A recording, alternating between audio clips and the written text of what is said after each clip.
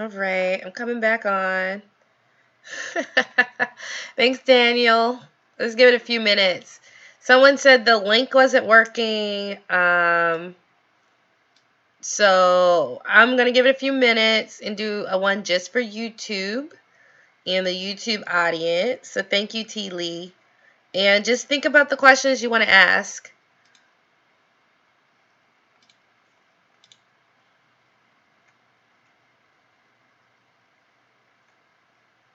I'll come on in a couple more minutes. 5:47. I want to give people who emailed me a chance to see.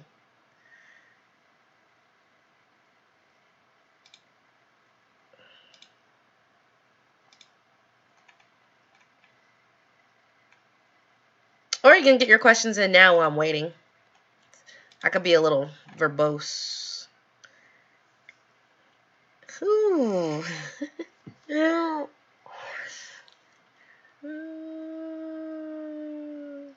Oh, okay. Yeah, no problem, Dennis. I'll be coming on in a second. Okay. Let me stream on. Anyone else can come since you guys are starting to ask questions already. All right, yeah. So apparently, I had sent out an email to people about my YouTube live. The link didn't work. It was the link YouTube gave me, but now I'm just telling them to go to my YouTube page. It should give an icon when I'm live. It's honestly easier that way. It did not work. YouTube gave it to me. But, sometimes we just got to adapt or die. And there's people asking questions apparently on YouTube, and I did not see them. So I'm going to go ahead right now and answer it. This is just for YouTube, a 30-minute Q&A. All right. See, you guys have so many questions, and I like these questions. They keep me sharp. Let me see. All right. Hello, thank you for doing another session. Very thoughtful. You're welcome, Dennis. Thank you for participating. I asked if mobile homes were good investments as rentals.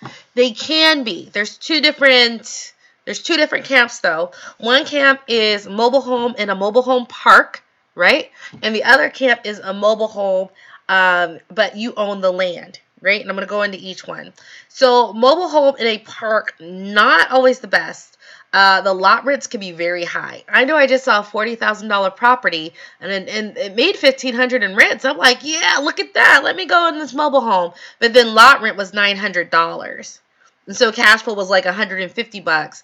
And that still could be very decent, but I would need a little bit more. So you're only getting decent returns, nothing spectacular, but they are cheap. So it's a great way to get $100 a month in cash flow. But even then, if they damage anything, you're going to have to, it could wipe that out because that's not enough of a cushion to just sustain that and still be profitable. So it's just something to be considering about. Now, mobile home with land, there's places like South Carolina where 23% of people live in mobile homes on their own land. So it might be what you consider a double wide, and it might be on, 4 acres, and it's beautiful, overlooks a lake, and it actually looks really nice. It's not it's not a mobile home in a mobile home parking lot. It's just they own the land, and then that was just an affordable way to get land on a very beautiful piece of property without really extensive renovation work. And so that in itself, I would actually prefer that because then that's just a standalone home,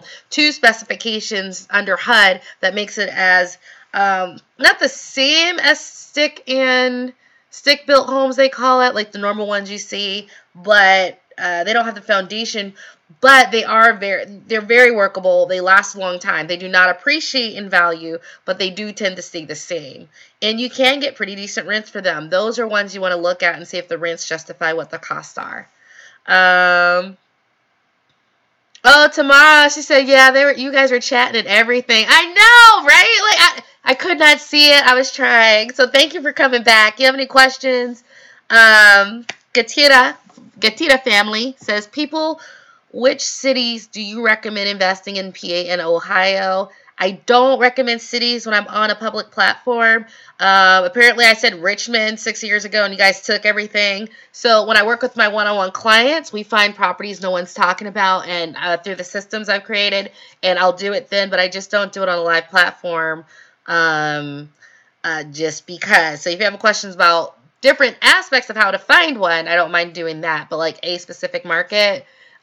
Just a can't. Y'all will tear it up. And my platform has thousands of people on it. So if, even 1% of those are investors who buy, they can just completely drain it and just leave the dregs. And I just try to set my clients up for success. Silverback Swole. I just got 2 free mobile homes, but very expensive to move them, and hook up electric and plumbing. Yeah, I mean, that is a cost. So tell me a little bit more about, like, is it in a mobile home lot? Like, you can't just leave them there? Why do you have to move them? Daniel Harb, have you written a real estate book? Yes. Oh, Daniel, you must be like in the last day. Some of the people who are on this chat, they've been sort of hanging out with me for like 6 years, at least since 2013, right? When I started doing YouTube videos. So it's called Investing in Rental Properties for Beginners. You can get it off Amazon here. I also, if you want a free paperback copy of it, you can go to my website, affordablerealestateinvestments.com. Sign up for some free training, a 5-course training bundle, and you can also get a free copy of the book and a 30-day trial to my monthly membership. So I'll also put my webpage, because some of you guys just found about me yesterday, and we need to spread this far and wide. I want responsible investors in this, So as I like to say, so for new to me, I am Lisa Phillips. I help the majority of my clients, I help Black professionals. We're African American. I don't even know what the term is. I'm Black though, so I should be able to say Black. I help the majority of my clients are Black professionals who are first-time college, first-time white collar, invest in minority neighborhoods. It is smaller, and it's a lower threshold to entry. And a lot of the clients I work with were first-time white collar. We don't have generational wealth. We had to pay for our student loans. We had to learn about credit card debt the hard way.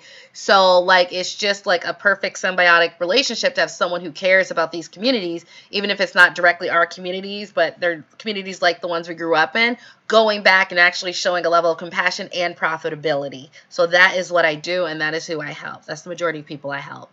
Tamara, and my other question, I didn't get your first one. Okay. Oh, there's a lot of questions. Y'all are good. Okay. Have you written a book? Yeah. So go on any of my YouTube videos. There's a link to get the book if you want, or you go to Amazon. It's called Investing in Rental Properties for Beginners. I'm so happy. It has like 57 5-star reviews. There was a 2-star one, but he was weird. He's like, I got nothing out of it. So I posted screenshots of what everyone said they got from it and put it there. I was like, I'm done with you. Troll. Do you recommend setting up a holding LLC as a parent with each rental property? That's a very interesting question.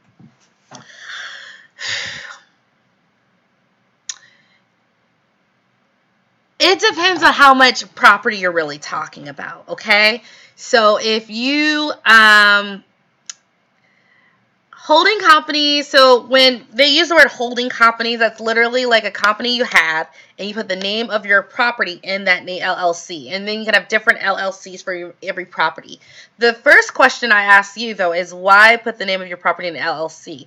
I noticed I got less protections because constitutionally, your rights to properties are a lot more concrete when it comes to the government, city, or anyone else who might want to do eminent domain than it is for a business. You have more rights as a human being constitutionally to property than you do as a business. So it actually takes away a little bit more of the due diligence people have to do with you having a property in an LLC's name. I know that you want protection, but you can put the property in a trust and get protection as well. Trusts are like real estate trusts are the only things that don't do the due on sale clause. So if you have a mortgage with Bank of America and it's with you and Tyler Perry takes the title out of his name and puts it in Tamar Perry's name, the banks can say, I am invoking the due on sale clause. You transferred the title. I had a mortgage with you, but you owe me all of that mortgage, or else I'm getting that house back. I can get the house back as collateral. So a will estate trust is the only thing that does not invoke the due on sale clause. You want to call them and ask them. I mean, a trust, which can be an estate trust, a will estate investing. A will. Will is a trust. So you should call your mortgager on the property and see how they can do it. But if you want to protect the anonymity of your investment, you can do it through a simple trust transfer than doing it through an LLC.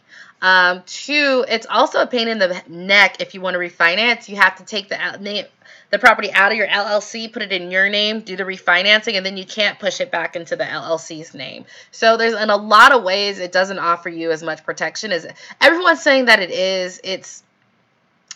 They're really just giving cookie cutter advice, right? Because then again, it's like, how much is it worth? So how much protection do you need for a property if it's worth $50,000 and has a $40,000 mortgage? There's not much protection you need.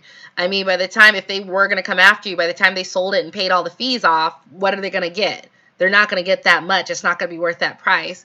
But if you have a $50,000 house that's fully paid for, that is a house that you have to look into and seeing if it is worth protecting, and it probably is, and how you might protect it. I know in my Investing Made Easy, one of our accountants in one of the trainings goes into, you could look into how you can strip the equity through like with the financing LLC and maybe putting a lien against it so no one can just come and take your property, or that it's not looking like such an attractive target. But first of all, before you put a house in an LLC, why would you do that if A, you know you want to refinance, or B, it doesn't have any equity anyone would want in the first place? So if you hear, oh, put it in an LLC to protect it, and they don't follow up with those key pertinent information, it's cookie cutter advice, and I wouldn't take any other advice for that. I'm just saying, because it's not just you do that and unthinkingly. It has to make sense for what your risk is.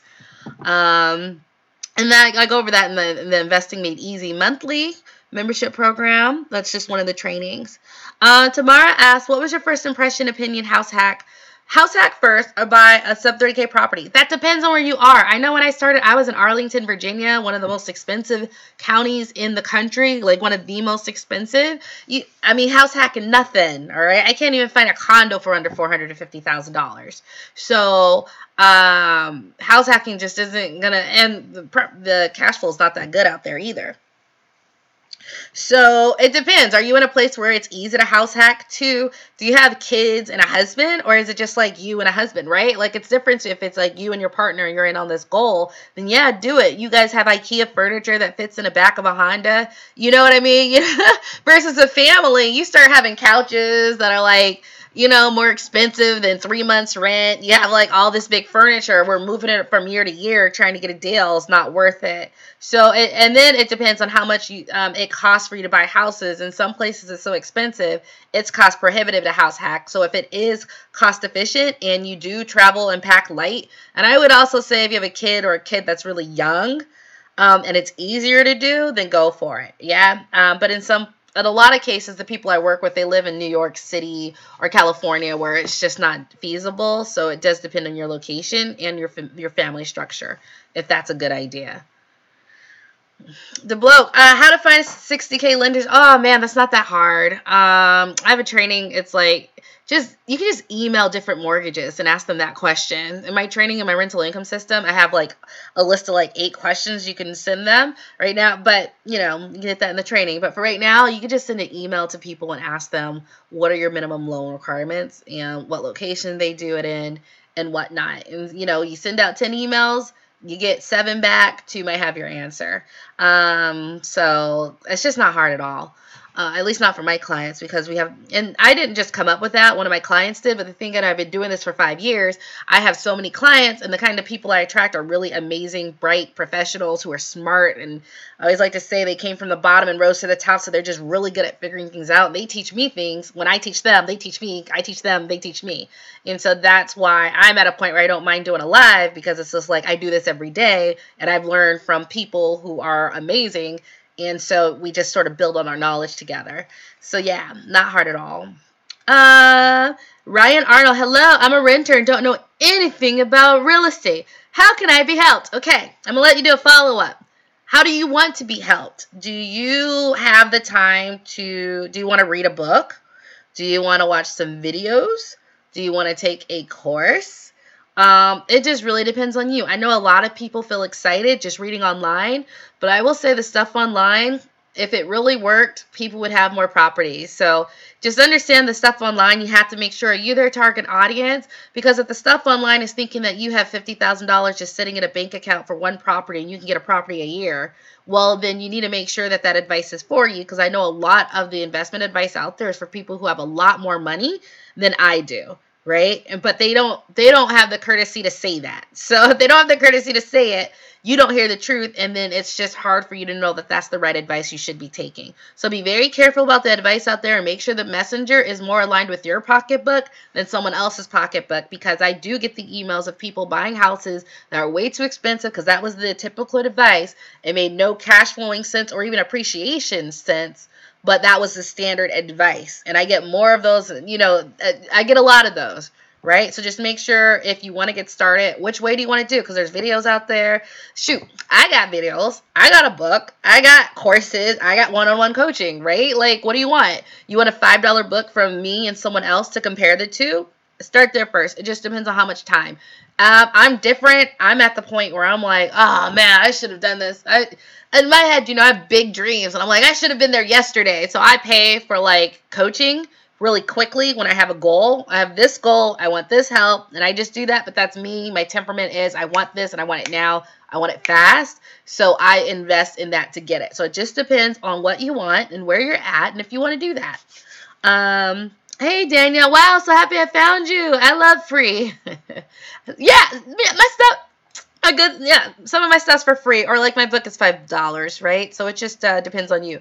I do offer the free book and then like a 30-day trial, but if you like get the free book and cancel like a minute later, I'll probably just refund the money. I want you to spend the time in the monthly membership to see if you like it or not. So yeah, free's good, but don't be trying to get me. I'll give you your money back, because that comes out of my pocket. Like, I don't know, like I'm not some big company, or I'm not Tulsa Real Estate Investment Fund, okay? I'm Lisa Phillips. I got kids to feed.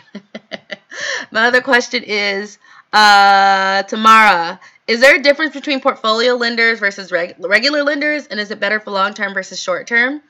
They each have their places. Portfolio lenders, when you start getting to that point where the traditional banking industry is like, we can't give you past this because you have your 10 mortgages, that is usually when portfolio lenders come, or in the commercial arena. So there is going to be a point in which you hit a wall with your normal banks because of the banking regulations for a consumer. But you're not really a consumer, you're a business owner, especially once you get up to those limits. And then at that point, yes, you can go into it. You have to be more discerning when you find them, and you have to,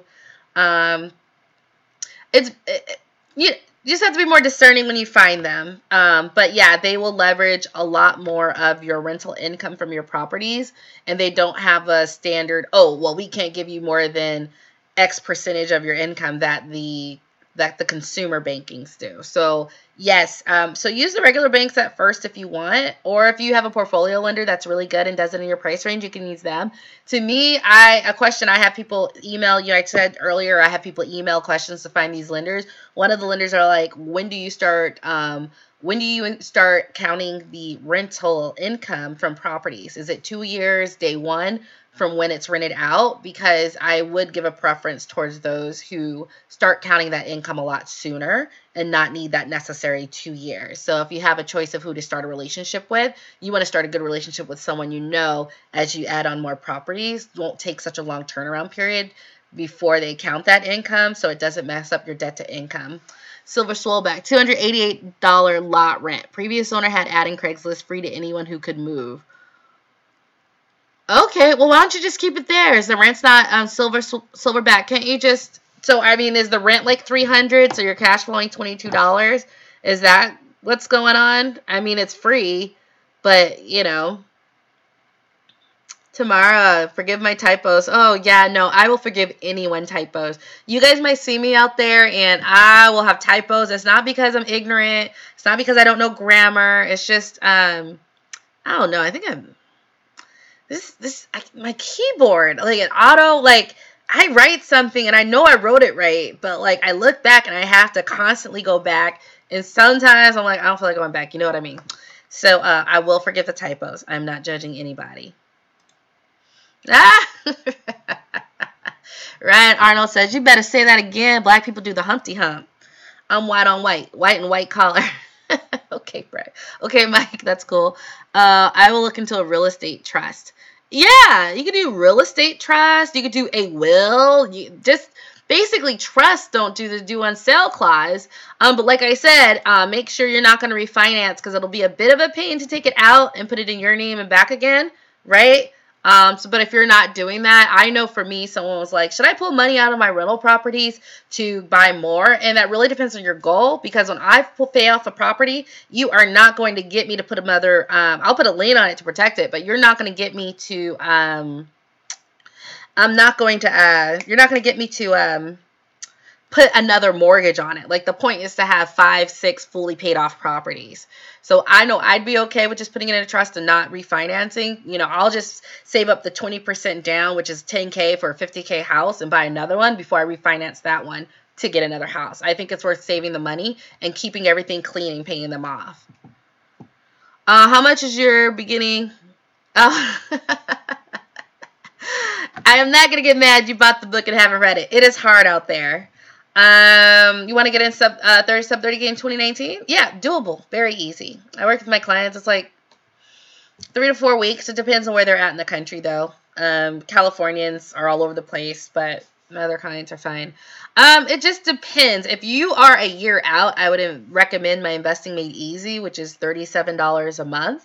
Right? Because that gives you time while you're waiting to invest to leverage the business credit, personal foundation, budgeting, and also start the REI business and laying down that foundation. But in that 12 months, you're kept working on things that'll make you so much more powerful and have so much more money and means and abilities and flexibility if you work on it, instead of just thinking it's just money. It's not just money. You're building a business. I'm actually going to do a webinar tomorrow going over leveraging your business and how I like doing it tomorrow, probably sometime in the afternoon. So be on the lookout. If you're my email list, I'll send an email 15 minutes till I'll be doing it if you'd like to see.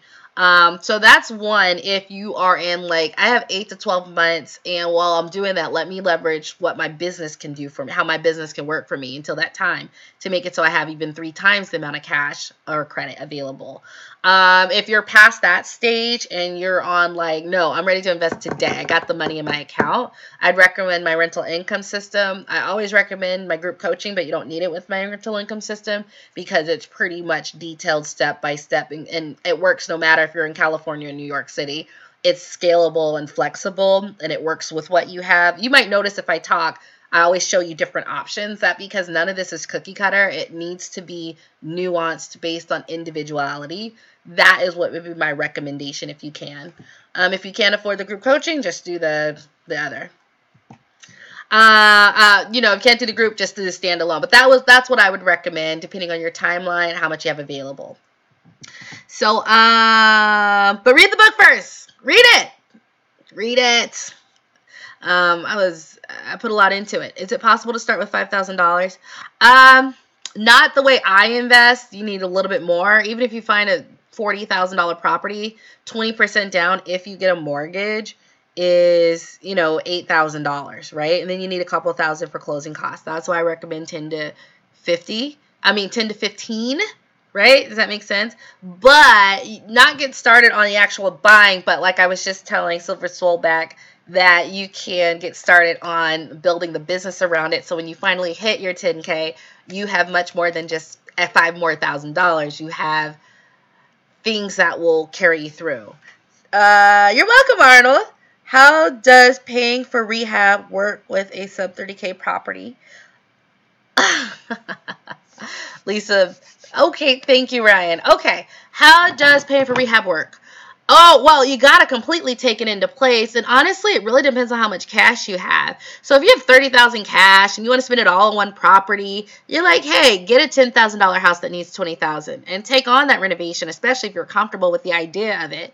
Right? And so that's how you do it. Otherwise, if you only have $10K and you don't have thousands of dollars for renovation, you're going to have to spend more time looking at the right market to make sure you find a market that has the houses in your price range that don't need that much work. I'm very much a market first, because the market has the type of houses that'll give you the cash flow and the type of properties you want to invest in. And I work with people who are okay with the big renovation. I have this one dude, he does not care if it's a $40,000 renovation. Does not care, doesn't scare him. He's ready for it. I think he's born for it. I have other people, they're like, I don't want a big renovation. I just want a property that's already fixed up and we buy. And so we do things differently with her because we're very much on the market search and he's on a property search. Mace, do you have a separate bank account for your rental properties? I do, yes. It's under my business. I have a portfolio lender, but they won't finance anything under $50K. Yeah, like I said earlier, hey Asia. Aja, you should put your website down. Aja is a blogger that I know. And she has these wonderful videos on like how she has her kids and like she gets them in business. So one's like a video editor already and one does voiceover narration and they're like 12 and it's just really cool to see that like it's not about age, it's just about applying yourself, and her kids are really cute. So if you want to put your blog down, please feel free to. Yeah, so as I said earlier, you just have to send more emails to different mortgage officers and loan officers. You send out 10, you get 7 responses back and 2 might be working with you. But that sort of makes sense because portfolio lenders are where you go after the banks don't work, right? Like they're not your first go-to usually. They're like after the banks are coming up against issues, and then the portfolio lenders will look at your portfolio and your rental income and base how much they can give you off that. So that's okay. You can use usually the banks, small banks and credit unions until you hit the portfolio to sort of make up for that. Is my contact info? Well, here, I'll just put it here. Well, it depends. You can go to my website and contact me through there. Although if you want to contact me to ask me real estate investing questions, it's best for you to fill out the detail sheet and send that to me just so I know who you are and what you're working with. So I'm going to put the email there. It's affordablerealestateinvestments.com/details.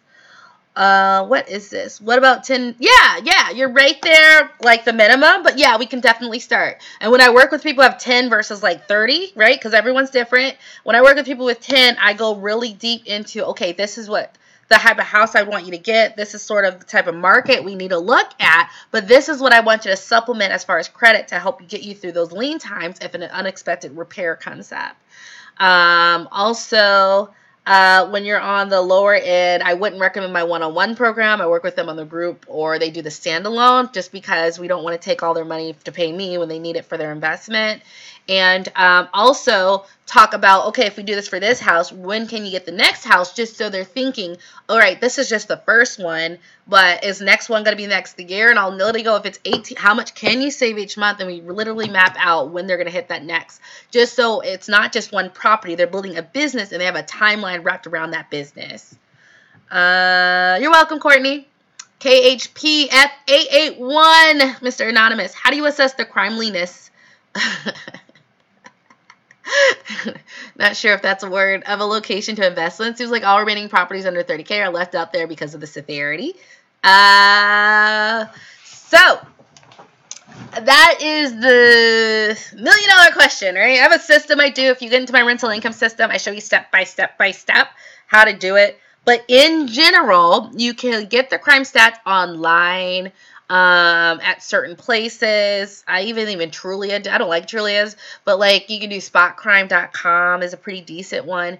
And then it just depends on the market, right? So we really start when I work with people making that determination of, I mean, how much do you want the money and how comfortable are you in different neighborhoods? And that's when the individual aspects come in, because I'm going to give you examples. I work with people who, like me, I can go into a neighborhood that's pretty crazy now just because I've gotten used to it. So if there's some questionable characters outdoors, I won't be scared, but other people will be like, oh man, this is too much for me. So it will be down. There are certain crimes that I don't mind, and then other crimes that are a no-go for me if they're on that street. Now, if there's a shot or a shooting and it's 3 or 4 houses away and it doesn't touch this neighborhood, I'm still okay with that. I mean, 4 blocks away, because that's 4 blocks away. That's sort of what I grew up in. 4 blocks away, everything went down like all the time. It's where the Crips lived, right? So it just really depends. So that is a conversation on A, what are you comfortable with? B, what markets are you willing to invest in? Because sometimes what's right next door might be really crime ridden, and other times you might have to drive 2 hours. And are you okay with that? Some people are like, get me on a plane. Other people are like, I'm not getting on a plane. So that is where we just have to have an individual discussion with you to see where you are, and then we sort of take all those pieces and build out what we can do, or if you have to raise your price range. Principals have increased. That is what it is. How do you feel about home equity loans? Yeah, we did it ourselves. We did it ourselves to pay off some of the personal loans I had on the other properties that we had, and it worked out. My rental property business account paid that loan, It was in my husband's name, but it went directly and paid the loan directly from auto pay from my rental property account. And now that we're selling the house, and we're leaving, we buy equity because I bought my house the same I bought my rental properties. I went to like the lowest demographic neighborhood I was comfortable with, keyword comfortable, and purchase. Asia actually did too. She actually said she bought her house in the hood, but she paid it all off, and now they're debt free because they save all that money. I think she lives in Inglewood, Chicago, right? Because you're always posting about Inglewood. You love it. So I know what she did. So we're selling now, and it's at a nice bit of equity over the last 4 years. It grew at like 30. It appreciated 30%. And now we're done with it, right? So just, as long as you have a long-term view, as long as you're responsible, even with the home equity line of credit, like, it was fine,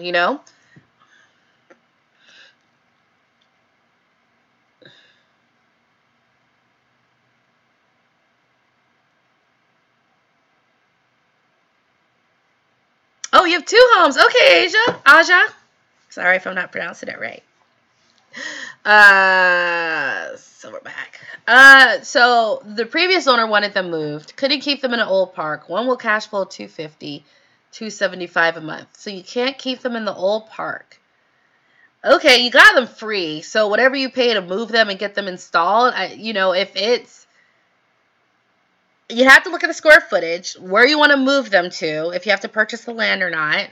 And what rents you can get. So there's 3 different things. Because if you move for $10,000 and it's all set up and you pay $3,000 for the land and you're $13,000 in, well, how much rent are you getting? Are you getting $500? Are you getting $800? Because for $800, $13,000 is definitely worth it, right? I'm getting $650 in gross cash flow, let alone what the net is after I put away for expenses. So you just got to look at those 3 factors ahead of time.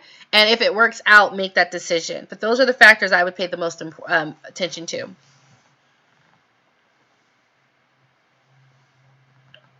Macy, should you reach out for one-on-ones once you have 15K plus?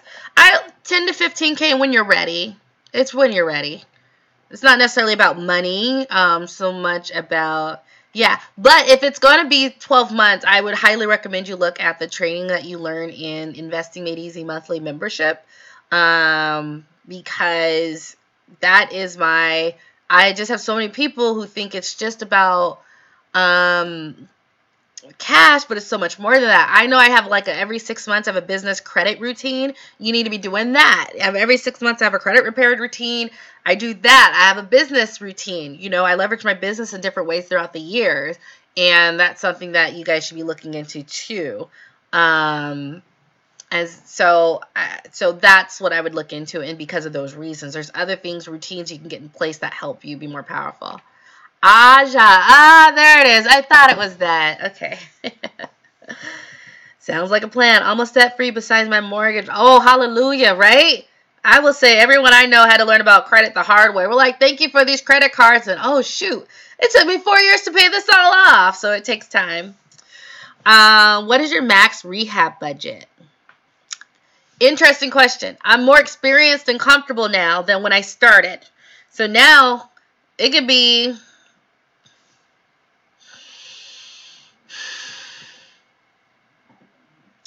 $30,000. I sort of top off at that. I mean, I could do more, but then at that point, when I start thinking about a $30,000 renovation, I'm like, what am I getting for this? Like, why am I spending $60,000 on this house? Unless that house is worth $170,000, and even then, I really just care about the rents. So $30,000 is my point in which I could pay, for a budget personally, but that's after 5 years of experience, either with my own homes or with my clients, right? I know when I started out though, $15,000, $10,000 is pretty reasonable. That's what I was comfortable with. Now, should you be doing that? It depends. That's where that conversation of, does it really terrify you at doing renovation? Because that's where, there are so many elements to real estate investing, and that one alone can cause a lot of issues if you don't do it right, if you don't inspect it right, if you don't know how to inspect a rental property, which I show you in my monthly membership, how to inspect a rental property, the before you buy video. That can be nerve-wracking, so it really depends. Are you up for that? Are you up for that challenge? It doesn't matter if you're male or female. Some people are, some people aren't. I noticed that when you have I do notice, I'm just going to be honest, like my single people, they are a lot more aggressive. If it's like they have no kids, it's just a, man and wife team, they will do anything, okay? They'll do anything together. I do know that people, when they tend to be married and have kids and more stability, or a single mom with 2 kids, they don't have time for that, right? So it really does, your life circumstances do play into what really you want to do at this time. Or, and sometimes, of course, there's exceptions to that, but that's just a general trend. And you just have to say, what are you comfortable with? And it's okay if it's no renovation. That's fine. How many properties do you currently have? 4.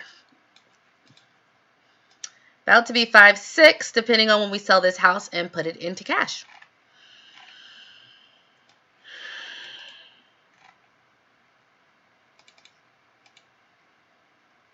Oh, Stephanie, I have a book. It's called Investing in Rental Properties for Beginners. It is on Amazon. You can buy it off Amazon. It's in the low-hand corner if you look at like the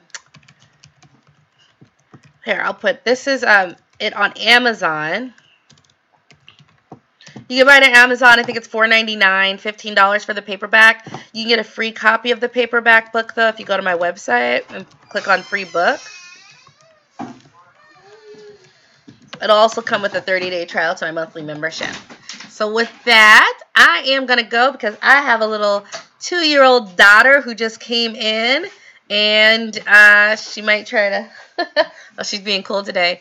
And it might get loud. So thank you guys for showing up. I'm going to try to do this like once a week, probably on Thursdays. It looks like 5:30 is the hot spot. So I'll try to do 5:36, okay? All right, talk to you guys later. Bye.